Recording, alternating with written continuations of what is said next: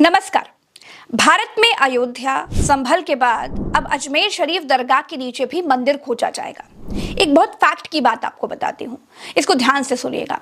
भारत में अगर मुस्लिम राजाओं ने मस्जिदें बनवाई तो मुस्लिम राजाओं ने मंदिर भी बनवाए, लेकिन नफरती लोग आपको ये कभी नहीं बताएंगे। भारत में बहुत सारे मुस्लिम राजाओं ने मंदिर बनवाए, शिवाजी को छोड़कर क्या किसी हिंदू राजा ने मस्जिद तामीर करवाई? एक लाहौर के सूफी संत साईं मियां मीर ने 1588 में स्वर्ण मंदिर की नींव रखी थी। तो स्वर्ण मंदिर की नींव रखने वाला एक मुसलमान था। और बताती हूँ, लखनऊ के अलीगंज का बड़े हनुमान जी का मंदिर नवाब सिराजुद्दौला ने अपनी बेगम आलिया बेगम के लिए बनवाया था। आज भी हनुमान मंदिर की प्राचीर पर चांद तारे लगे हुए हैं। बड़े मंगल पर भंडारा लगवाना लखनऊ में मुसलमानों ने ही शुरू किया था। दोस्तों, अकबर ने ज्वाला जी में सोने का छत्र चढ़ाया। गुरदासपुर जिले के कलानौर में भगवान शंकर का मंदिर बनवाया। मध्य प्रदेश में कश्मीर में मंदिर बनवाए। यहाँ तक कि अपनी पत्नी के लिए अपने घर में मंदिर बनवा दिया। क्या किसी हिंदू राजा ने अपने घर में मस्जिद बनवाई? अब आप कहेंगे कि अकबर ने हिंदू राजकुमारी जोधा या हरखाबाई, जो भी आप नाम ले लीजिए, उनके साथ शादी की थी तो फिर प्रेम में बनवा दिया होगा। ये कौन सी बड़ी बात है? तो दोस्तों, नफरत के इस युग में एक और फैक्ट बताती हूँ आपको। अब इसे आप चाहें तो नफरत फैलाने वाले अंकल आंटियों के ग्रुप में फॉरवर्ड कर सकते हैं। देखिए, राणा सांगा मेवाड़ के हिंदू राजा थे।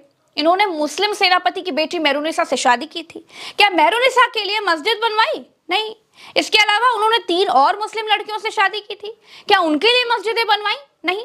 कुंवर जगत सिंह, उन्होंने 89 के अफगान नवाब कुतुल खां की बेटी मरियम से शादी की। क्या उन्होंने मरियम के लिए मस्जिद बनवाई?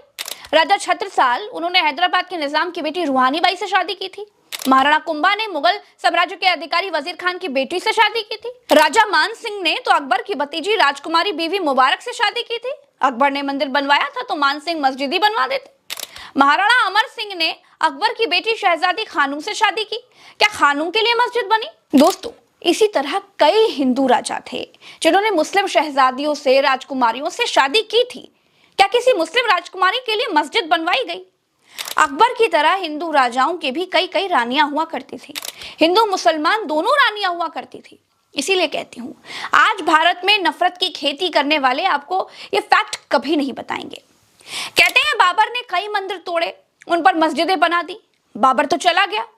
बाबर का बदला क्या आज भारत के मुसलमानों से लिया जाएगा? संविधान ने जब मुसलमानों को बराबरी का हक दिया है, जब संविधान ये कहता है कि 1947 के बाद जो भी धार्मिक स्थल है, प्रार्थना स्थल है, जैसा था वैसा ही रहेगा, तो फिर ये नफरत की आंधी क्यों चलाई जा रही है? बीजेपी सरकार क्यों इसे रोकती नहीं? दोस्तों, अजमेर शरीफ की दरगाह के नीचे मंदिर है। ये एक केस है जो कि कोर्ट में सुनवाई लायक मान लिया गया। मैंने ख्वाजा मोइनुद्दीन चिश्ती के वंशज से जब पूछा कि आप बाबर के बारे में क्या जानते हैं, क्या सोचते हैं, तो वो क्या बोले, आपको सुनना चाहिए। हमारा मुगलों से कोई लेना देना नहीं। राज करने आए थे, आज उनका कोई नाम लेवा नहीं है। उनकी कब्रों पे 2 आदमी नहीं जाते। हम उनके मानने वाले हैं जिनकी कब्रों पे बादशाह भी आके झुकते हैं। हम गरीब नवाज के मानने वाले हैं। अब एक 1910 की किताब के बेस पे 850 साल की हिस्ट्री को चेंज नहीं किया जा सकता।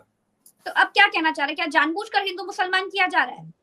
बिल्कुल, ये एक माहौल खराब करने का प्रयास किया जा रहा है। और ये जो महाशय जो काम कर रहे हैं, मैं समझता हूँ चीप पब्लिसिटी के लिए कर रहे हैं। तो आपको लगता है ये अजमेर शरीफ वाला मामला जो है ये पब्लिसिटी के लिए आगे बढ़ाया गया है? बिल्कुल पब्लिसिटी स्टंट है, कॉन्स्पिरेसी भी हो सकती है। बिल्कुल, मैं नहीं कह सकता। Which kind of conspiracy? ये तो हिंदू चल रहा है, मुसलमान देश में हालात चल रहा है कि हर जगह माहौल खराब करो, हिंदू मुसलमान करो, ये यही है आजकल माहौल। बाबर ने जो किया, क्या इस देश का मुसलमान हर चीज का क्या हिसाब देगा? देखिए, मुसलमान मुगलों का अनुयायी नहीं है। मुसलमान मुगलों को नहीं मानता है। मैं आपको बहुत स्पष्ट कर दूं, जो लोग कहते थे बार बार मुगल यहाँ इस देश मुल्क में राज करने आए थे, हम तो गरीब नवाज के मानने वाले हैं। ख्वाजा मोइनुद्दीन चिश्ती दरगाह पर मोदी चादर चढ़ाते हैं, सारे प्रधानमंत्री चादर भेजते हैं, लेकिन फिर भी उनकी सरकार इस मंदिर खोजो अभियान पर कुछ नहीं बोलती, बल्कि भाजपा से जुड़े वकील ही मंदिर मस्जिद करने के लिए जुटे हुए हैं। दोस्तों, इस हिंदू मुसलमान का असर क्या पड़ रहा है वो आपको बताती हूँ। दोस्तों, आपके सामने ये 2 मुस्लिम बैठे हुए दिखाई दे रहे हैं ना, ये दोनों फेरी वाले हैं। ये दोनों जम्मू से सटे हिमाचल प्रदेश में हैं। यहाँ इनसे व्हाट्सएप गैंग वाली आंटी जी कह रही हैं कि क्योंकि फेरी वाले दोनों मुस्लिम हैं, इसीलिए वो उनके हिमाचल में सामान ना बेचें। अगर मुस्लिम फ्री में भी उनको सामान दे देंगे तो भी वो उनसे नहीं लेंगी। और इनसे हमने क्यों लेना सामान? ये क्या हमारे को मुफ्त देंगे? और मुफ्त भी देंगे तो हम क्यों लेंगे? आप आगे आंटी जी कहती हैं कि आप जय श्री राम बोल के दिखाओ। अब इस पर जब आंटी जी से कहा गया कि आप कलमा पढ़कर सुनाओ जरा, तो आंटी जी कहते हैं कि मैं कलमा क्यों पढ़ूं? फिर छिड़ गई कश्मीर पर बहस। सुनिए जरा। हिंदुस्तान है ना बाबा, तो आप एक बार जय श्री राम बोलो ना। हम तो मुसलमान हैं। तो नहीं एक मिनट, आपको बोलेंगे हम कलमा पढ़ो, आप पढ़ोगे। हम आपके इलाके में जाते हैं कुछ बेचने के लिए। नहीं जाते, आप बोलते हमें जय श्री राम बोलो। हाँ। बोलते हैं ना, हम आपको बोलेंगे आप कलमा पढ़ो, आप पढ़ोगे। हम नहीं पढ़ेंगे। तो वही बात है, आप हमारे इलाके में नहीं आ सकते। मैं पंचायत की अधिकारी हूँ, मैं भी पंचायत में हूँ, मेंबर है, तो मैं अपनी तरफ से आने नहीं दूंगी। ठीक बात है, नहीं आने दूंगी, लेकिन ये आपको नहीं बोलना चाहिए कि आप जय श्री राम बोलो। बोलो, सुनो मेरी बात। आप बोलते कि हम हिंदुस्तान के हैं, है ना हिंदुस्तान के, तो हम किस देश के हैं ये मुझे अगर अपने हिंदुस्तान में नहीं जाएंगे फिर कहाँ जाएंगे? अगर हम हिंदुस्तानी नहीं है तो फिर कहाँ जाएंगे? हम यहाँ फिर मुसलमानों को नहीं आने देंगे। वो फिर अलग बात ये है। हमारा संगठन है नहीं, और ये हमारी एकता है। सुनो मेरी बात, सही बात है। आप बोल रहे हिंदुस्तान में मत आओ, फिर हम कहाँ के हैं? आप तो कहाँ जाएं? अपने कश्मीर में रहो। हाँ, कश्मीर किसका है? वो भी हिंदुस्तान का ही है ना। है, होगा बोल, मैं नहीं मानती। दोस्तों, व्हाट्सएप वाली आंटी अपनी ही बातों में फिर फंस गई। अब मैं कसूर व्हाट्सएप वाली आंटी का बिल्कुल नहीं कहूंगी। ऐसे लाखों करोड़ों व्हाट्सएप वाली आंटियों अंकलों को जीता जागता ज़ॉम्बी बनाकर छोड़ दिया गया है। अभी रुकिए, अभी कहानी खत्म नहीं हुई है। मुस्लिम जागरूक थे, हिमाचल में कांग्रेस की सरकार है, लगा कि मामला खराब हो सकता है, मामला थाने पहुंच गया। आंटी जी फिर माफी मांगती हुई दिखाई दी।